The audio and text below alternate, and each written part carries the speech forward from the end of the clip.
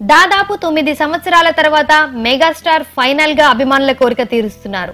మన ముందుకు తన 150వ సినిమా ఖైదీ నెంబర్ 150ని తీసుకురావడానికి అంతా సిద్ధం చేశారు. అసలు ఏ ఒక్కరికి కూడా ఈ సినిమాకి సంబంధించి క్రెడిట్ ఇవ్వడం కుదరదేమో. ఎందుకంటే ఈ సినిమా గురించి ప్రతి ఒక్కరూ including with mega family members కృషి చేశారు.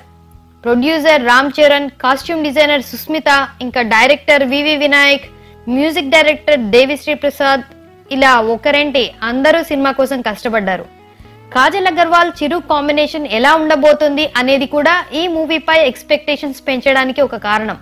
అసలు ఈ మూవీలో చిరు లుక్స్ రిలీజ్ చేసినప్పటి నుండి అందరూ చిరు 90s లో గ్యాంగ్ లీడర్ లా ఉన్నాడని, తన వయసు ఇంకా తగ్గినట్టుగా కనిపిస్తుందని అంటున్నారు.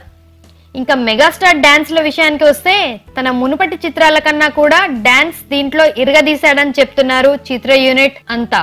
ఇక ఒకటా రెండా ఎన్నో సర్ప్రైజెస్, అంతకు మించి ఎక్స్పెక్టేషన్స్ ఖైదీ నెంబర్ 150 మీద ఉన్నాయి.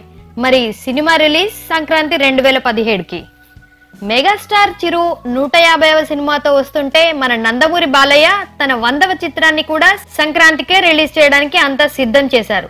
గౌతమిపుత్ర శాతకర్ణి కథ ఎంత వినూత్నమో కథనం అంతే వినూత్నమని, బాలయ్య లుక్ అండ్ ఎంటైర్ సినిమాకి నేషనల్ అవార్డు విన్నర్ క్రిష్ ఇచ్చే ట్రీట్మెంట్ కొత్తగా ఉంటుందని చిత్ర యూనిట్ చెప్తుంది.